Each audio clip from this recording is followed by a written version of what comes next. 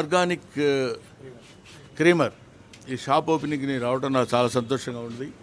తమ్ముడు సుహాస్, అసలు నాకు అర్థం కాని విషయం ఏంటంటే ఈ ఐస్ క్రీమ్ కూడా ఆర్గానిక్గా ఉంటుందా అని.